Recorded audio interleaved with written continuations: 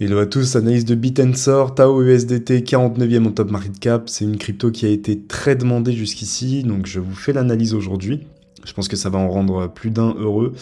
Alors ici ça va être assez compliqué, on est vraiment entre deux, entre danger et opportunité. On va voir ça dans quelques instants, mais avant ça, n'hésitez pas à rejoindre le canal Telegram qui est totalement gratuit, disponible en description et en commentaire. On va bientôt commencer à vous balancer du contenu très intéressant. Et puis voilà. On va passer tout de suite à l'analyse. C'est parti.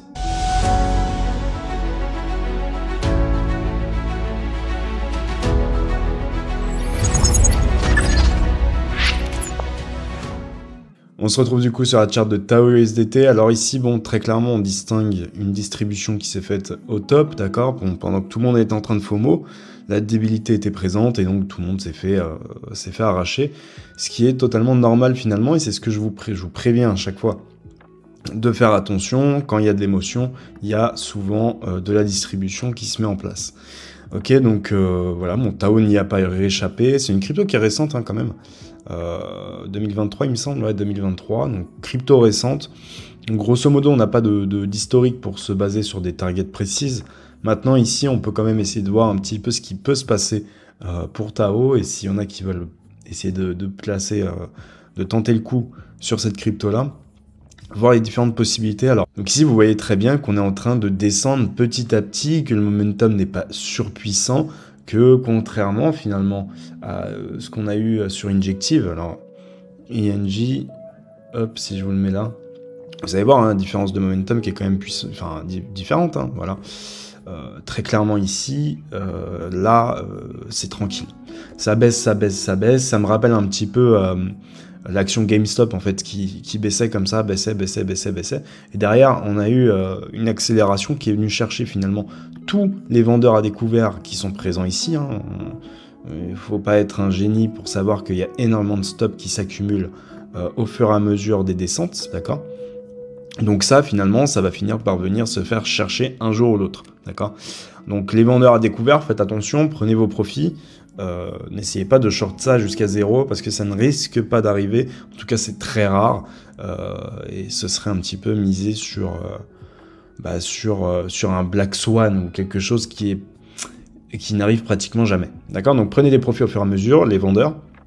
Quant aux acheteurs ici, ce qui va être très intéressant à constater, c'est notamment, bon, ici on a un order block d'ailleurs que je n'ai pas mis, je vais le faire tout de suite. Donc on a cet order block là, avec un déséquilibre au-dessus, ok, donc si on ouvre ça, hop, on se met en daily, ok. Donc qu'est-ce qu'on remarque très clairement? On remarque ici qu'on avait pas mal de volume sur cette zone-là, donc dans tout ce move-là finalement, ça a créé du volume. Derrière, ici, rien que dans cette impulsion, donc de ce bas-là à ce haut ici, on a eu pas mal de volume également. Donc ici, c'est une zone d'intérêt qu'il va falloir défendre, et c'est ce qui a l'air de se faire pour le moment, mais je ne crierai clairement pas victoire tout de suite. Et on est en train de recréer finalement du volume, à la fois dans ce déséquilibre qu'on remarque, hein, on avait un trou de volume ici, on y a créé du volume, et là, ça ressemble plus ou moins à une genre d'accumulation. Ce qu'on n'avait pas là, hein, sur ces niveaux-là, vous voyez bien qu'il y avait zéro volume, alors que là, bon, on commence à recréer du business. Donc ça, c'est vraiment intéressant, c'est assez encourageant finalement. Et puis voilà, c'est vraiment la chose que je constate. Alors ici, du coup, ça pourrait être signe peut-être d'une accumulation. Alors maintenant, si on zoome, on pourrait avoir peut-être en 4 heures ici un début d'accumulation sur ces zones-là. Ça ne serait pas délirant, d'accord ? Donc si on accumule ici, c'est vraiment une bonne chose finalement. Accumulation, tac, ok. Donc on pourrait avoir notre accumulation qui est en train de se mettre en place sur ces zones-là pour peut-être effectuer une autre impulsion. Alors ici, plusieurs possibilités. C'est soit on repart directement pour aller chercher des prix délirants, soit ici, ce qu'on va faire, c'est finalement une B, d'accord, avant de faire derrière une C et ensuite le up. Ok, si on doit corriger en flat, c'est vraiment ça qu'on doit obtenir et pas autre chose. Maintenant, ça me paraît quand même... voilà, si on fait ça, c'est quand même une énorme correction. Alors c'est possible, évidemment. C'est une crypto jeune, ça arrive très souvent sur les jeunes cryptos, des corrections grosses comme ça. Donc restez vigilants, ok. Ici, ça pourrait être, on va dire, un point d'intérêt pour certains. En tout cas, ceux qui veulent tenter le coup sur ces zones-là, c'est pas mal. Derrière, si par contre ce niveau lâche ou qu'on vient, on peut venir prendre la liquidité en dessous, hein, si on doit faire un... Quoique j'aimerais pas qu'on vienne chercher l'OB finalement.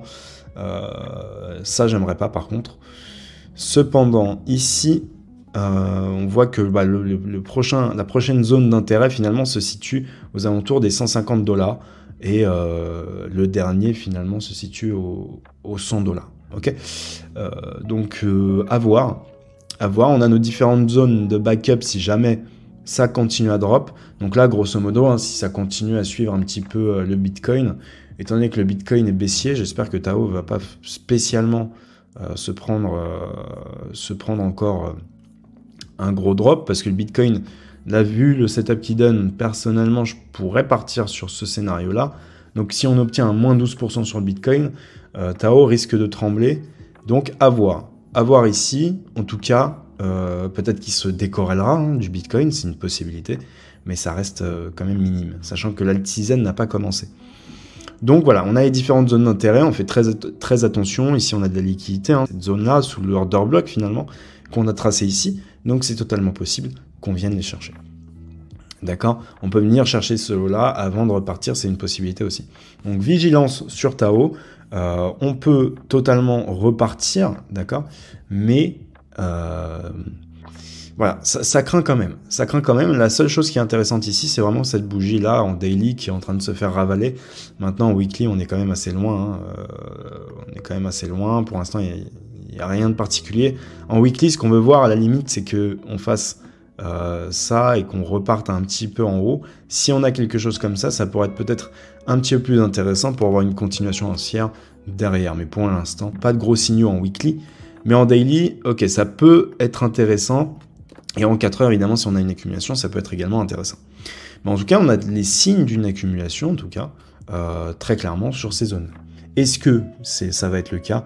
On va le savoir au fur et à mesure. Donc soyez vigilants sur Tao. Je pense que, étant donné que le bull run n'est pas terminé, ça risque de repartir. Mais jusqu'où? Est-ce que ça va repartir jusqu'à la moitié et terminer finalement, et terminer le bull run? Ici, c'est une possibilité. Ne soyez pas dupes.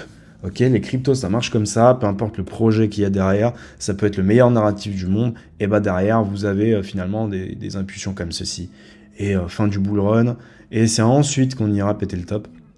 Donc, vigilance, vraiment vigilance, c'est le mot d'ordre sur beaucoup de cryptos qui y ressemblent. Derrière, au niveau market cap, bon, on est encore à 1,6 milliard, mais vous voyez que vraiment, on a eu une explosion de la market cap, on a fait plus de 2000% sur un market cap, donc c'est quand même balèze. Maintenant, à voir, évidemment, à voir ce que ça va donner. Mais voilà, ça ressemble, encore une fois, à Pendle, à RNDR, à ING, à tout ce que vous voulez. Toutes les cryptos émotives et toutes les cryptos où il y a de la débilité. Ici, il y avait énormément de débilité.